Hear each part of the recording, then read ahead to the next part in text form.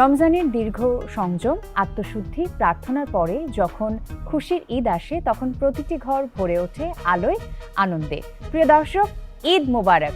সবাইকে স্বাগত জানিয়ে শুরু করছি বাংলাদেশ টেলিভিশনের ঈদের বিশেষ আয়োজন তারকাদের ঈদ আড্ডা। সাথে আছি আমি রুহানি সালসাবিল। আমাদের এই ঈদ আড্ডা আয়োজনে আমরা গল্প করব স্মৃতি রোমন্থন। আর স্মৃতি রোমন্থন করতে আমাদের সঙ্গে এই বিশেষ আয়োজনে আছেন তিনজন কিংবদন্তি শিল্পী। দর্শক, প্রথমে যাকে পরিচয় করিয়ে দিচ্ছি তার অভিনয় আমাদের মনের মণিকোঠায় জায়গা করে নিয়ে আছে যুগ যুগ ধরে। শ্রদ্ধেয় আবুল হায়াত আছেন আমাদের সাথে। ঈদ মোবারক। ঈদ মুবারক। আছেন মমতাময়ী মা দিলারা জামান। ঈদ মুবারক। ঈদ মোবারক। আছেন আমাদের সবার ভীষণ ভালোবাসার এবং শ্রদ্ধার সঙ্গীত শিল্পী খুরশিদ আলম। ঈদ মুবারক। ঈদ মোবারক। আজকে যেমনটি বলছিলাম যে আমরা স্মৃতি রোমন্থন করব। আজকে এমন তিন গুণীজনকে আমরা পেয়েছি যে এই যে জীবনে চলার পথে আপনাদের ঝুলিতে জাতীয় চলচ্চিত্র পুরস্কার যুক্ত হয়েছে 21শে পদক। কিন্তু সব থেকে বড় পাওয়া মনে হয় এই যে মানুষের ভালোবাসা, যে আপনাদের কাজগুলো যতই সময় পেরিয়ে যাক মানুষের মনে দাগ কেটে আছে। আমরা ভীষণ ভালোবাসায়, ভীষণ শ্রদ্ধা ভরে সবসময় আপনাদের নাম স্মরণ করি। তো আজকে আমরা ঈদের গল্প করব। শুরুতে শ্রদ্ধেয় আবুল হায়াত স্যারের কাছে আমি আসতে চাই। ছোটবেলার ঈদের গল্পে ফিরে যেতে চাই। শুরুতেই ছোটবেলার ঈদের কোন দিকগুলো খুব বেশি মনে পড়ে এখন? সবচেয়ে প্রথমে মনে পড়ে যখন শীতকালে ঈদ হতো, ওই ঠান্ডা পানিতে গোসল করতে হতো, পানিটার ভয়ে দৌড়ে পালিয়ে যেতাম বাইরে আর কি। তারপরে আব্বা ধরে নিয়ে আসতেন, মা পানি ঢালতেন, মোটামুটি ওটা খুব বেশি মনে পড়ে আর কি। আপনারা কতজন ভাই বোন? আমি 4 বোনের 1 ভাই, মানে কি বলবো, প্রশ্রয়ে আশ্রয়ে মানুষ হয়েছি আমি।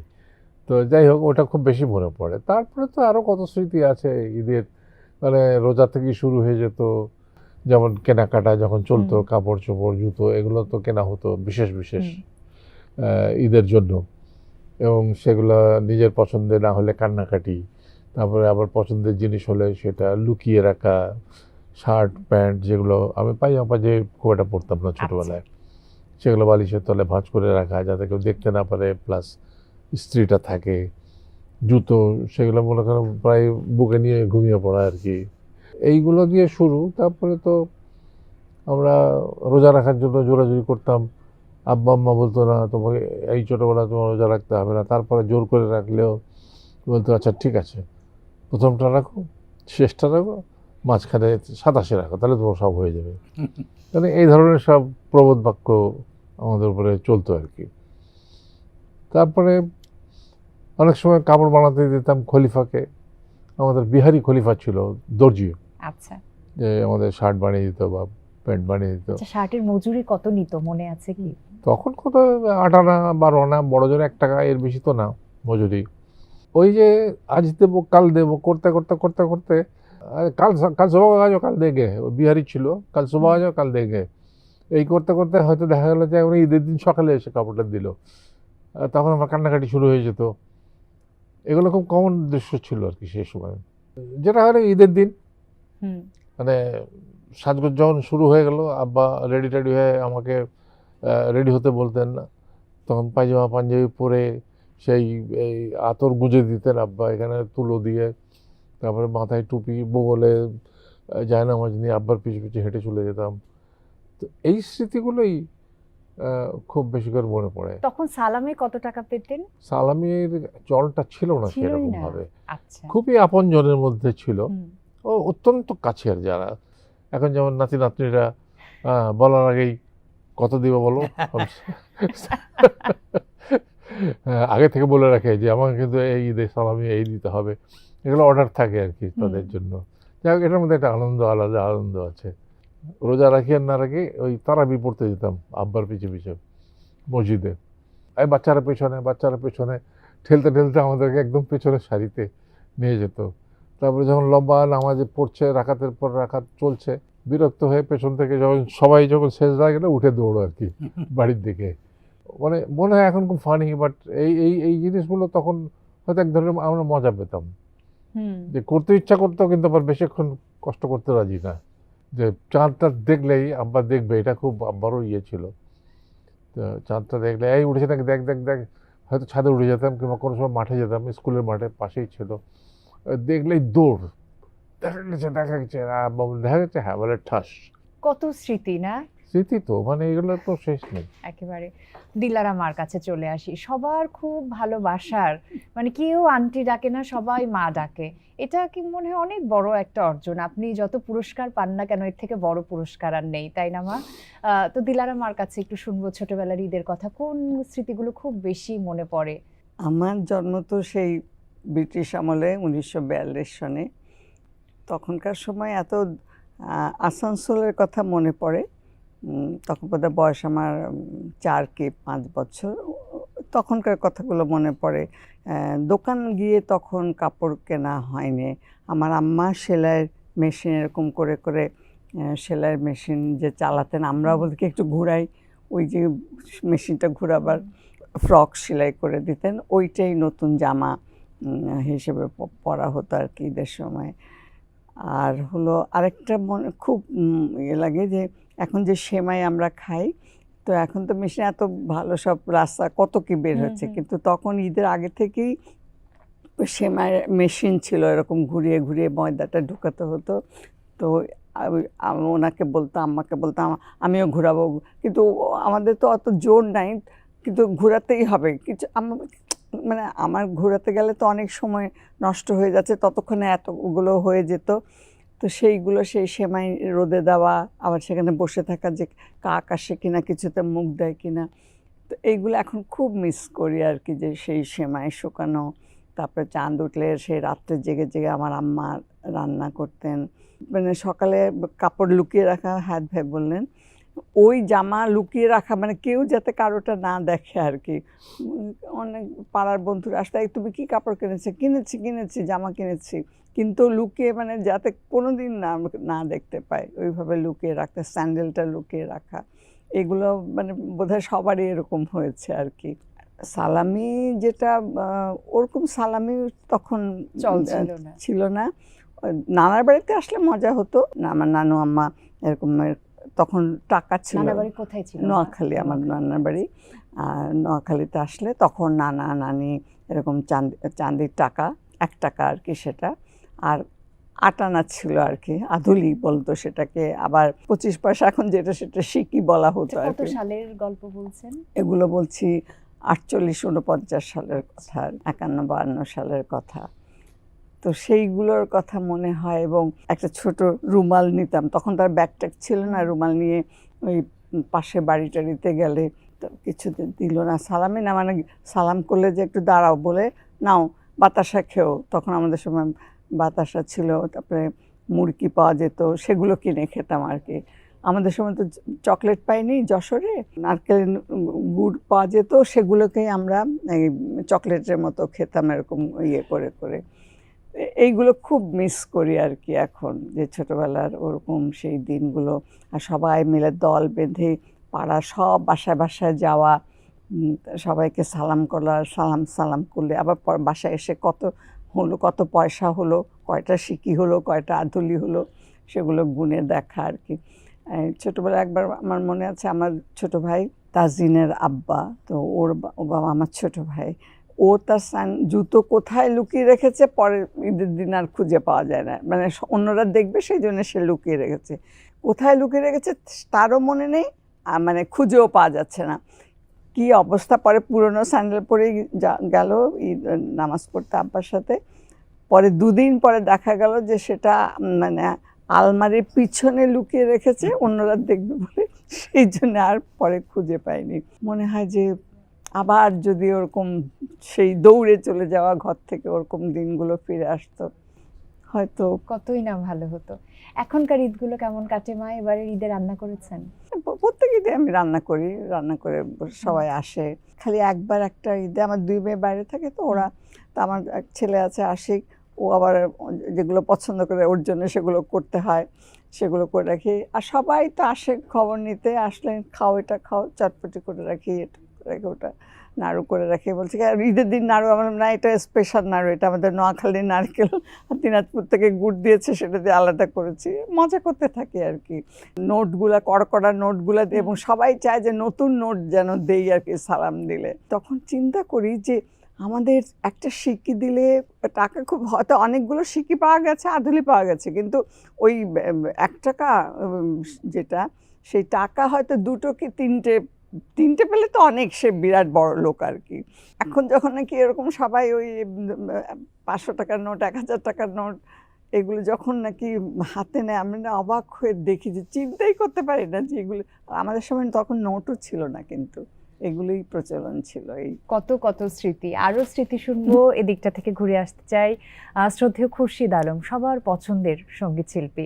একটু শুনতে চাই ছোটবেলার ঈদগুলো কেমন ছিল, কোন কথাগুলো খুব বেশি মনে পড়ে এখন? আমার জন্ম উত্তরবঙ্গে, কিন্তু আমি মানুষ হয়েছি আপনার ঢাকার কাজী আলাউদ্দিন রোডে। আমার পাশেই ছিল মসজিদ, এবং যারা পাশে আশেপাশে যে সমস্ত লোক, আমার বাবা ছিলেন নবপুর গভর্নমেন্ট হাই স্কুলের বাংলার শিক্ষক। আমরা 51 পরিবার ছিলাম, আমি বাবা, চাচা, দাদা, দাদি সহ একত্রে মানুষ হয়েছি। যে আশেপাশে যারা ছিলেন সবাই হাজির সাহেব ছিলেন ম্যাক্সিমাম। আচ্ছা, আর পরিবারের সদস্য সংখ্যা মোটামুটি কতজন ছিল? আমার বাবারা 4 ভাই, হুম। আমরা 3 ভাই 2 বোন, তারপরে চাচা চাচি ছিলেন, সবাই একত্রে ছিলাম আর কি। পাশে মসজিদ ছিল। সেরির টাইমে রোজদারো দিলদারো আল্লাহ কা প্যারা বান্দা, এই একটা গান করতো আর কি। গান করে সেরির টাইমে আমাদেরকে জাগিয়ে তুলতো। বয়স কম ছিল যেন রোজার ব্যাপারে ইয়ে করতো না, বলে যে ওই প্রথমটা রাখো, 27-এর রোজাটা রাখো, আর লাস্টের রোজাটা রাখো। এখন যেরকম কেউ একটা মার্কেটে যায়, শপিং মলে যে মার্কেটিং করে, তখন আমাদের মার্কেট সবচেয়ে বড় ছিল ইসলামপুর, সদরঘাটে। জুতা পছন্দ হলো কি না হলো সেটা ব্যাপার না, এরকম কাতলা মাছের মতো মুখটা আর কি, সেই জুতাগুলি ইচ্ছা থাকুক না থাকুক ওটা পড়তে হতো। আর আমাদের ওখানে একজন ওই হাজ ভাই যে কথাটা বলেন, নর্মালি তখন অনেক বেশি ছিল। আমাদের গোলাপ খলিফা বলে একজন ছিল, উনি হাতের সেলাই করতেন পাঞ্জাবির এই পাঞ্জাবি পরতে হতো। এবং আগে সবচেয়ে টুপি কিনতে হতো, আমরা চক বাজার থেকে টুপি কিনতাম।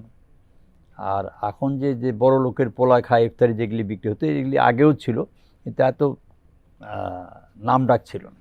আমি নবপুর গভর্নমেন্ট হাই স্কুলে পড়ালেখা করতাম। আমরা করতাম কি, ইফতারির টাইমে সবাই 8 আনা 4 আনা দিয়ে ইফতার কিনে, আমরা ওই 4 জনে মিলে কিনে ওই ইফতারটা নিয়ে বাইতুল মুকাররমে যেতাম। আর আমাদের বাসার পাশে যে মসজিদটা ছিল, এখানে নামাজের টাইমে আমরা নামাজ পড়তাম। নামাজের পরেই সবচেয়ে যে কাজটা করতাম, সবার বাসায় যেতাম, যে কাকে দাদি ডাকতাম, কাকে নানি ডাকতাম, সবাইকে সালাম করতাম। তো আন্তরিকতা বেশি ছিল। আশেপাশে যারা ছিলেন ওনারা আমাদের আত্মীয় না, কিন্তু আত্মীয়র চাইতে বড় ছিল। কোনো আমাদের কারো অসুখ বিসুখ হলে তারা যতটুকু পারতো সাহায্য করতো। আর আমার একটা সুবিধা ছিল, আমাদের সবাই, আমার চাচারা সব ডাক্তার ছিলেন, চাচির ডাক্তার ছিলেন। তখন মেডিকেল কলেজ, একমাত্র মেডিকেল কলেজ আর মিটফোর্ড মেডিকেল হসপিটাল ছিল। সিনেমার ব্যাপারে আমরা খুব পাগল ছিলাম। মানে সবচেয়ে আগে হয় গুলিস্তানে যেতে হবে সিনেমা দেখতে, নাহলে লাউনে যেতে হবে, নাহলে ঈদের সিনেমা দেখতে হবে, ঈদের সিনেমা কম্পালসারি এটা। আর আমি সিনেমার সাংঘাতিক ভক্ত ছিলাম। তখন তো কয়েকটা গোনা হাতে ছিল। হ্যাঁ, হাতে গোনা কয়েকটা, সাবিস্তান, তারপরে গুলিস্তানের উপরে ছিল নাচ সিনেমা, তারপরে আপনার নিশাত, নাগরমহল, সাবিস্তান, তারপর তাজমহল। আপনারাও সিনেমা দেখতে যেতেন ঈদের অনেক। সময়? আমরা ছোটবেলায় আমাদের ঈদের দিনে সিনেমা দেখার খুব একটা নেশা ছিল না। আচ্ছা, কিন্তু স্কুল পার হওয়ার পরে আমাদের সিনেমা যশোরে। আচ্ছা, ওই ঈদের একটা জিনিস আমি খুব মিস করি, যে তখন না সাইরেন বাজতো ঈদে। সেটা অবশ্যই ঢাকায় আসার পরে। ছোটবেলায় বসে ইফতার নিয়ে বসে আছি, সাইরেন কখন বাজবে, সাইরেন বাজা মানে সময় হয়েছে, তখন এই ইফতার করতে হবে। সাইরেন এখনো বাজে। আবার যখন ঈদের চাঁদ উঠবে, ইফতারির সময় বাজলো সাইরেন, কিন্তু তার চাঁদ উঠেছে কিনা, চাঁদ উঠে হয়তো বর্ষার দিন, মেঘ দেখা যাচ্ছে না, একটু পরে যখন নাকি অন্যখানে চাঁদ উঠেছে, সেটা ওই সাইরেন বাজিয়ে জানাতো যে হ্যাঁ কালকে ঈদ হবে, এই যে চাঁদ দেখা গেছে। এই জিনিসগুলো এখন ঈদের সাথে কিন্তু খাওয়া দাওয়ার ব্যাপারটা ওতপ্রোতভাবে জড়িত, এবং আমাদের জীবনের সবচেয়ে পবিত্রতম শব্দ হচ্ছে মা, মায়ের হাতের রান্না। ঈদের দিনে মায়ের হাতের রান্না, এই ব্যাপারটার আবেদনই আলাদা। তো মায়ের হাতের কোন রান্না ছাড়া ঈদ হতোই না? আমরা তো পশ্চিমবঙ্গ থেকে এসেছি, আমার মায়ের ওখানকার তাদের যে এটা একটা এক্সপার্টি আর কি, যে পরোটা হালুয়া, বিভিন্ন রকমের হালুয়া হতো আমাদের ঈদের সময়। আর সেমাই তো আছেই, একটা হলো যেমন এটা বলে জর্দা সেমাই, আর একটা হলো যে দুধ সেমাই, আর একটা লাচ্চা সেমাই। এই 3 কোয়ালিটির সেমাই আর 4-5 কোয়ালিটির হালুয়া। এইগুলো ছিল আমাদের ট্র্যাডিশন বাসার। তারপরে তো মাংস, তো ওই যে খাসি মাংস থাকতো, হুম। একটু মুরগির মাংস থাকতো, ওই পরোটা দিয়ে খাওয়া দাওয়া হতো, হয়তো রাত্রেবেলা গিয়ে একটু পোলাও খাওয়া হতো, মানে এইটা ছিল ট্র্যাডিশন। মানে আমরা তো মধ্যবিত্ত ঘরের মানুষ, আমরা তো একেবারে সেই রকম কিছু না, বাট ওর ভিতরে যে আনন্দটা ছিল হুম। সে আনন্দ। আর আমরা তো ওই বেলায় ছোটোবেলায় যেটা হতো যে নামাজটা পড়ে এসে কিন্তু প্রথমে বাসায় ঢুকতাম না, 7-8 10 জন বন্ধু এক হয়ে গেছি আর কি, এক হয়ে এখন কি করবো, কার বাসায় আগে যেতে হবে, কোন বাসার খাওয়াটা সবচেয়ে ভালো হয় রে, ওই বাসায় চল, ওই বাসায় গিয়ে খাবো আগে, এই বলে খেয়ে খেয়ে আসতাম আর কি। মানে কি খেতাম জানি না, কতটুকু খেতাম এটা বলা মুশকিল, বাট ওই তারপরে হয়তো শেষে সব বাড়ি শেষ করে নিজের বাড়ি, যার যার বাড়ি আমরা আসতাম। আচ্ছা। তারপরে একটা মায়ের কাছে একটা বকা খেতাম, হুম। এতক্ষণ কোথায় ছিলি, যাই হোক ও পাদরে যখন সালাম করতাম সব শেষ, বকাটা সব শেষ। তারপরে এই তো এই খাওয়া দাওয়া। আবেদন, ইমোশন যেটাই বলি না কেন। আমরা বের হতাম যে কার জামাটা, কারণ আগে থেকে তো জানি না কার। আর তখন আমরা একটা জামাই পেতাম, অত যে 3টা, এখন যেমন এতগুলো জামা আত্মীয় স্বজন সবাই দেয় বা সেরকম ছিল না। তো ওই একটা জামা, এখন কার জামাটা বেশি সুন্দর, কার জামাটা আমার আম্মা দর্জির কাছে দেননি, আম্মা নিজেই সেলাই করে দিতেন আর কি ওগুলো।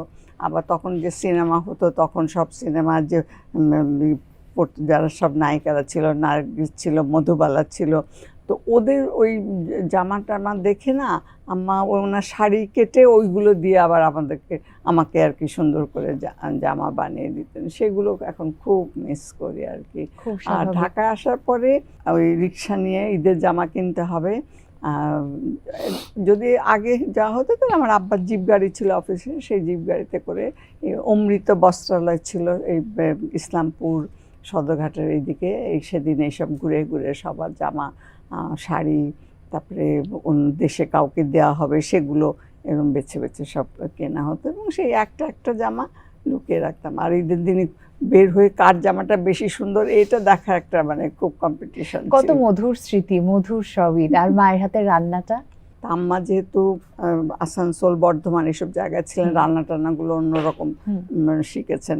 রেজালাটা খুব ভালো করতেন, এবং আমরা বড় হয়েও সকালবেলায় পরোটা আর ওই খাসির রেজালাটা দিয়ে মানে ফিরনি জর্দাগুলোর সাথে ওটা না খেলে মানে দিনই শুরু হতো না ঈদের, এরকম। আর আপনার ক্ষেত্রে ঈদের দিন মায়ের হাতের কোন রান্নাটা খেতেই হবে?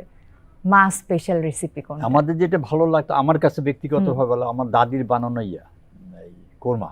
আচ্ছা। এটা একটা সাংঘাতিক স্পেশালিটি ছিল। আর ওনার ওই যে আপা যে বলেন যে সেমাই, আমরাও সেলাই একরকম এই দিক দিয়ে ময়দা দিচ্ছে, নিচে দিয়ে বের হচ্ছে, এখানে হ্যান্ডেল করলে হোমমেড সেমাই। ওটা ওই যে আমাদের মতো ছেলেদেরই ডাকা হতো আর কি, ঘোরাবার জন্য। শক্তি। না, হ্যাঁ, অত এটা শক্তি একটা মজা লাগতো ছিল না, আমাদের। এরকম করে ঘুরালে ওই আস্তে টেবিলের মধ্যে পাচ্ছে। লাগিয়ে দিত মেশিনটা, আচ্ছা। লাগিয়ে দিয়ে এখান থেকে ময়দা ঢোকাতো আর আমরা ঘোরাও আর কি। ময়দা মানে ইয়ে করে নিতে হতো, ইয়েটা গাল করে। আর ওই তো সময়টা হাতে বানানোর সময় যেটা হতো আর কি, আচ্ছা। তখনকার এত রকম লাচ্ছা আর এত রকম হ্যাঁ, সময়টা এগুলো বাজার তখন ছিল বের না হয়নি। তখন। টিভি স্ক্রিনে বলা যায়, বড় পর্দায় বলা যায় যে আমাদের নায়ক রাজ্জাক, তার গান দেখছি মানে সেই পেছনে আছেন হচ্ছে খুরশিদ আলম। তিনি লিপসিং করছেন কিন্তু খুরশিদ আলমের কণ্ঠ। তো এরকম সিনেমা নিশ্চয়ই আপনি নিজের গাওয়া সিনেমায় দেখতে গেছেন নিশ্চয়ই, হ্যাঁ, আমার হলে? নিজের গাওয়া কিছু কিছু সিনেমা অবশ্যই দেখছি। হলে গিয়ে দেখেছেন? তবে এরকম কোন অভিজ্ঞতা শেয়ার করবেন যে ঈদে নায়ক রাজ্জাকের সিনেমা রিলিজ হয়েছে এবং সেখানে আপনার কণ্ঠ আছে? রাজ্জাক ভাইয়ের যেটা, সেটা আমার আগে কিন্তু খন্দকার ফারুক আহমদ সাহেব গেছেন জি। রাজ্জাক ভাইয়ের ভয়েসে, তারপর মোহাম্মদ আলী সিদ্দিকী ভাই, বশির আহমদ সাহেব, মোহাম্মদ আব্দুল জব্বার, মোহাম্মদ তনবীর সাহেব সবাই গেছেন। আমি 1969 থেকে ওনার জীবনের প্রথম যে গানটা গেছিলাম বন্দি পাখির মতো আগন্তুক ছায়া ছবি, তারপরে সেই গানের 2 লাইন আজকে ঈদ আয়োজনে আমাদেরকে একটু এটা স্যাড শোনাবেন? সং, এটা ঈদের দিন হবে। আমি এটা এটা গাও না, গানটা হলো খুব ভালো গান। সুন্দর ওটা গান, আমার এই চাচার গানটা লেখা। ভীষণ সুন্দর। আমার চাচা ডাক্তার আবু হায়দার সাদুর রহমান, ওনার লেখা, এবং এটা সুরকার প্রয়াত আজাদ রহমান সাহেব, পরিচালক ছিলেন বাবুল চৌধুরী, আর প্রযোজক ছিলেন ইফতেখার আলম সাহেব। বন্দি পাখির মতো মনটা কেঁদে মরে, মুক্ত আকাশ খানি কি আমার নীল ও পাহাড় ও নদী বলে দাও কিনে থাকি এ ব্যথা কি দিয়ে ঢেকে রাখি বন্দি পাখির মতো মনটা কেঁদে মরে স্বর্ণ ঈগল মন আমার অসীম আকাশে ওরে না আর ডানা তার ভেঙে গেছে ঝড়ে আঘাতে জানো নাকি ও পাহাড় ও নদী বলে দাও কিনে থাকি এ ব্যথা কি দিয়ে ঢেকে রাখি বন্দি পাখির মতো মনটা কেঁদে মরে। এটা আমার জীবনের প্রথম। আমরা দুঃখের গান হলেও আমরা এটা মানে হেঁড়ে গলার চেষ্টা করতাম। একটু কি আমরা সেই হেরে গলায় গান শুনতে হেঁড়ে পারি? গলায় গান এখনো হবে, একটু যে কোনো গান, এখন আপনার এখন- পছন্দের যে কোনো এখন গান। আমরা ওই টেলিভিশন রেডিওতে গান হয় ওমন রমজানের ওই রোজার শেষে এলো খুশির ঈদ, আপনাকে আপনারে আজ বিলিয়ে দে তুই আসমানি তাগিদ। এইটা ওই গলা মিলাই আর কি আমাদের, এইটাই আমাদের আনন্দ। না, আমি খুব ভাগ্যবান যে আজকে হায়াত ভাইয়ের সঙ্গে আমি বসার সুযোগ হয়েছে।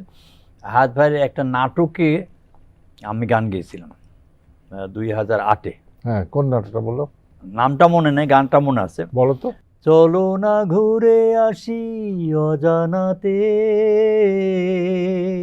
যেখানে নদী এসে মিশে গেছে, আবার এলো যে সন্ধ্যা, শুধু দুজন। এই গানটা হ্যাপি এখন গেছিল গুড্ডি ছবিতে, শ্রদ্ধেয় লাকি আকান্দের সুরে। লাকি এখন। সেটা আমরা রিসেন্টলি একটা এটা নাটকে গাইলাম। আপনি লিপসিং করেছেন রিসেন্টলি 2008-এ একটা নাটকে লিপস করেছি, আমার নাটকে। আপনাদের দুজনের শুটিং এর কোনো মজার অভিজ্ঞতা আমাদের সাথে আজকে এই ঈদ আয়োজনে শেয়ার করবেন? উনি তো আমাকে পছন্দ করেন, আমাকে বকাবকি করে, গালাগালি করে, মা বকাবকি কি করে। বলছেন? উনি কি আমি যখন বলছেন? বলি আমি তোমার খুব ভালো লাগে, আমার তুমি আমার বন্ধু, বল তুই আমার ছোট ভাই, যাও। তুমি আমার থেকে 4 বছর আচ্ছা, ছোট। ও আমার 4 বছরের ছোট, বলো সব সময় কেমন লাগে? বকাবকি করে। আমি ভাবির কাছে দাঁড়ান নালি, অবশ্য ভাবি তো এটা দেখতেছে। না, এটা দেখতে দিব না ভাবিকে। কোনো একটা শুটিং ভাবি সেটে আমাদের অত্যন্ত প্রিয় মানুষ, মানে প্রতিটি শিল্পীর কাছে, এটা বলার অপেক্ষা রাখে না। একদম। এইটা একটা ওনার সবচেয়ে বড় গুণ, যেটা যে মিডিয়াতে ওই যে বললাম না, তুমি বললে যেটা যে মা মানে এখন শর্মিলি, উনি আর ডলি, ডলি। এরাই হাত কিন্তু ভাইয়ের সঙ্গে আমার দেখে একটা খুব সবসময় মনে হয়, হাত ভাই তো খুব সাত্ত্বিক মানুষ, খাওয়া দাওয়া সব মানে আমাদের ইয়েতে, আমরা শুটিংয়ে তো সব এটা ওটা খাই, সিঙ্গারা তো অবভিয়াসলি খাবো। জীবনে কোনোদিন হাত ভাই এত স্বাস্থ্য সচেতন, কোনোদিন ওইসব সিঙ্গারা বাইরের জিনিস কিচ্ছু খেতে, উনি বিকাল হলে সুন্দর ওনার জন্য আলাদা বাদাম থাকবে, উনি আমি আর শর্মিলি, হাত ভাই একটু ওর দিকে তাকিয়েছে, আমরা আস্তে ওখান থেকে 2-3টে সরিয়ে ফেলতাম। আহারে কত দুষ্টুমি করেছি। আজকে খুব মনে পড়ছে শর্মিলির কথা। আচ্ছা, এই ঈদ নিয়ে একটা মজার কথা বলি। হ্যাঁ, হ্যাঁ, হ্যাঁ। মনে পড়লো যে আমরা যেমন ঈদের চাঁদ ওঠা নিয়ে আমরা তো খুব অস্থির হয়ে থাকি, চাঁদ উঠলে যে আনন্দ করা যাবে। তারপরে দেখা গেলো যে চাঁদ উঠলো না, তার মানে আগামীকাল আবার রোজা রাখতে হবে। তারপরে যেটা হয়, আমার জীবনে 2বার ঘটেছে, একবার পাকিস্তান আমলে হয়েছে, একবার বাংলাদেশ আমলে, সেটা লিবিয়াতে। আমি লিবিয়াতে যখন চাকরি করতাম, তখন আচ্ছা। মাঝরাতে যখন বলেছে, সেহরি খেতে উঠেছি আমরা, রোজা তখন কালকে রেডিওতে বলে দিল যে না, কালকে কালকে ঈদ। ঈদ হবে। এই 4টার আমার সময় ছোটবেলায় উঠে একবার এমন রান্না হয়েছে, করে, হ্যাঁ, সেহরি আরেকটা খেয়ে শুনে, ঘুমানো হয়েছে, আরেকটা সকালে বলি। শুনেছি ঈদ। লিবিয়াতে এটা হয়েছে, এবং লিবিয়াতে দ্বিতীয় যেটা হয়েছে, সেটা পরদিন সকালে যখন নামাজ পড়তে যাব, তখন ঘোষণা আসলো, না, যখন 8টা না 9টা বাজলো, আমরা তো রোজা সব, হ্যাঁ, তখন ঘোষণা আসলো যে না, আজকে রোজা না, আজকে ঈদ। ঈদ। ওই ওরকম হয়েছে আগে আমার জীবনে এই 2বার 2 জায়গাতে হয়েছে এটা। ঈদের। তো আজকাল অবশ্য টেকনোলজি অনেক হ্যাঁ, improve, advance হয়েছে। সুতরাং আগেই জানা দরকার হলে যায়। প্লেনে করে গিয়ে চাঁদ দেখে আসা যায়, কোথায় আছে খুঁজে বের করা না যায়। আমি কিছু সংলাপ বলবো এবং কিছু গান বলবো, গানের লিরিক বলতে হবে যে সংলাপটি কার বা গানটি কে গেয়েছেন, এরকম। তো আমি শুরু করছি। প্রথমেই আমি যে সংলাপটি বলছি, এই সংলাপটা হলো গাধার বাচ্চা গাধা। হুম। এটা কোন নাটকের? সেই নাটকের সঙ্গে এইটা বোধহয় নক্ষত্র রাত। ইয়েস, নক্ষত্রের রাত। হ্যাঁ। আপনারা তো খুব আগে sharp, ভয় পেয়ে মাশাআল্লাহ। গিয়েছিলেন। তুমি যে গাধা বাচ্চা গাধা বলছো আমাকে, তো তুমি তো গাধা হয়ে যেত। আজিজুল আমাদের হাকিম। ছেলে ছিল আজিজুল হাকিম, আর আরেক মেয়ে ছিল ভাবি ছিল, আমি ছিলাম হ্যাঁ, আমাদের শারমিন। সংসারে আজিজুল হাকিম। খুব তারপরে- সুন্দর নাটক। একতারা তুই দেশের কথা বল রে এবার বল, আমাকে তুই বাউল করে সঙ্গে নিয়ে চল। শাহনাজ শাহনাজ রহমতুল্লাহ। রহমতুল্লাহ আচ্ছা। শ্রদ্ধেয়। এটা একটা শাহনাজ রহমতুল্লাহ, এত সুন্দর গলা, কল্পনা করবেন। আমি মিয়ার বেটা মিয়া, টাকা আমার চাই নইলে জমি। সংসপ্তক বোধ হয়। হ্যাঁ, সংসপ্ত। হ্যাঁ। একটা শেষ ডায়লগ দিচ্ছি। ছি ছি ছি তুই এত খারাপ। 12 রকম মানুষ। না, এটা হয়নি। হ্যাঁ, এইটা বোধহয় ছি, ছি, যুবরাজ, ছি। যুবরাজের গলা ছিল বোধহয়। তুই এত খারাপ। যুবরাজ, এটা যুবরাজের গলা, খালেদ খান যুবরাজের গলায় না? হুম। কিন্তু নাটকের নাটকটা বোধহয় নামটা? 12 রকম মানুষ বোধহয়, আমার মনে হয়। রূপনগর। ও, রূপনগর। কিন্তু যুবরাজের গলা এটা আমার মনে আছে, যুবরাজের ডায়লগ ছিল। এতক্ষণ তো আমরা মানে একটা খেলার সেগমেন্ট খেললাম। তো এখন যদি আমি নিজেদের ডায়লগের কথা জিজ্ঞাসা করি, যে জীবনে যতগুলো নাটকে অভিনয় করেছেন, আপনার নিজের সব থেকে প্রিয় ডায়লগ এবং প্রিয় নাটকের নাম? প্রিয় নাটক তো অনেক সব। আছে, তো বলা খুব মুশকিল। যে তবুও হুমায়ুন নাটকই যদি বলি, তাহলে মিসির আলী আমার খুব প্রিয় হুম। নাটক। একটা সংলাপ দেবে? কিন্তু মিসির আলীর সংলাপ এখন খুব একটা মনে নেই আমার। কিন্তু বরং একটা ডায়লগ খুব মনে থাকে আমার, সেটা হলো রবীন্দ্রনাথের নাটকের শেষ রক্ষা। শেষ রক্ষা নাটকের একটা ডায়লগ। বিধাতার আশীর্বাদে জন্মেছিল পুরুষ মানুষ হয়ে, জানি না কার অভিশাপে বিয়ে করতে গেলাম মেয়ে মানুষকে, এ কি কম সাহসের কথা? অসাধারণ ডায়লগ, অসাধারণ। মা কিছু কাউন্টার দিতে চান? শুটিং এ তো শুনলাম একটু টক মিষ্টি সম্পর্ক, একটু কাউন্টার অ্যাটাক হয়ে আমার যায়। কাউন্টার দিতে হবে না, বাড়িতে গেলে ভাবি আছে না। ভাবি শুনছো কিন্তু তুমি? তো মার কাছে একটু বলি যে নিজে যতগুলো নাটক অভিনয় করেছেন, নিজের প্রিয় সংলাপ? প্রিয় সংলাপ তো সবই, যে বাচ্চা যেমন মার কাছে সব বাচ্চাই ভালো। প্রিয় সংলাপ আসলে এখন তো ওরকম প্রিয় সংলাপ এত এত কাজ করা হয় হুম। যে ভুলেই যাই। তখন তো হয়তো 2 মাস 3 মাসে একটা নাটক হতো, সেই সংলাপগুলো, এবং সেটা হলে পরের দিন সেটা রাস্তায় বেরুলে রিক্সাওয়ালা, যিনি যে রিক্সা চালায় সেই রিক্সাওয়ালা ভাই, যে দোকানে যেতাম, দোকান থেকে ওই সংলাপটা আমি যাচ্ছি, ও বলতে বলতে যাচ্ছে। তো সেই সব দিনের সঙ্গে এখন তুলনা করে হবে না। সেই সব দিনেরই কোনো সংলাপ মনে আছে নিশ্চয়ই? কোন একটি সংলাপ শোনাবেন আমাদের? এরকম তো ওই যে অয়ময়ের আছে, তারপরে শুনি একটুখানি। অয়মার ওই যে সে তো মির্জার মা বসে থাকে, চোখে দেখে না, কেউ আসলে দূর থেকে সালাম করো, পায়ে হাত দিবে না, গোসল করে আসছি, এই যে সংলাপটা। তো এইটা মানে সবাই তখন মুখে মুখে রাস্তায় বেরোলেই বলতেন, শুনতাম, আর খুব ভাল লাগতো আর কি।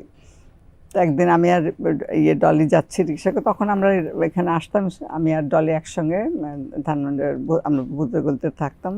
তো ওখান থেকে আমরা দুজন এখানে আসতাম রিহার্সাল দিতে। নাটক 3 দিন 4 দিন করে রিহার্সাল হতো, আগে তো বলেছি। তো একদিন যাচ্ছি মগবাজারের ওখানে, রিক্সাটা থেমেছে, ওই সিগন্যাল পড়েছে আর কি। তো 2টা ছেলে, বাচ্চা ছেলে এসে না এরকম করে পায়ে আমাকে, এই সরো সরো সরো সরো, বলকি সালাম দিচ্ছি তো, টাকা দিবেন না? আমি মুখে দিয়ে তাকে আছি। নাটকের মধ্যে টাকা, ওই তখন মির্জার মা এরকম সালাম করলেই না বাক্স কাটছে, বাক্স থেকে টাকা, একটা টাকা বের করে দিতেন আর কি, জমিদার ছিলেন। সালাম করলে টাকা দেয়, এখন টাকা দেয় না। আমি প্রথম বুঝতে পারি, তারপরে না ডলি আমাকে বলছে, আই আপা কি বলতেছে বুঝতেছো না?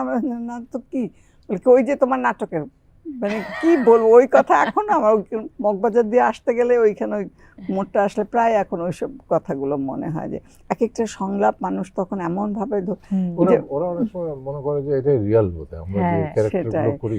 এবং আমি তখন তো খুব কঠিন চরিত্রগুলো করতাম। তো আমার মনে আছে, আমার বড় মেয়ের যখন বিয়ে হয়, তখন আমার জামাইয়ের বন্ধু বলছে, কে এই তো শাশুড়িকে ওরকম রাগি নাকি?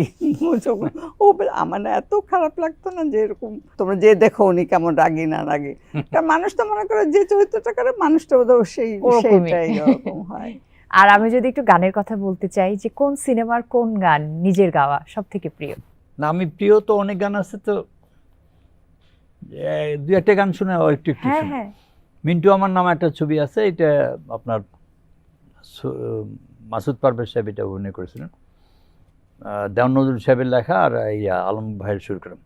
আজকে না হয় ভালোবাসো আর কোনো দিন নয়, ওই প্রেমের দরজা খোলো না, কাল কি হবে জানি না। আরে আজকে না হয় ভালোবাসো আর কোনো দিন নয়, তোমার আমার মাঝে কেন বাধা তুমি রাখো, একটু আদর করে আজ নতুন নামে ডাকো, আমায় একা ফেলে যদি খিড়কি বন্ধ করো, মনের খিড়কি তোমার জানে খুলে যাবে আরো, স্বপ্নের রানী তুমি দাও না একটু অনুমতি, ওই প্রেমের দরজা খোলো না, কাল কি হবে জানি না। আরে আজকে না হয় ভালোবাসো আর কোনো দিন নয়। বাহ।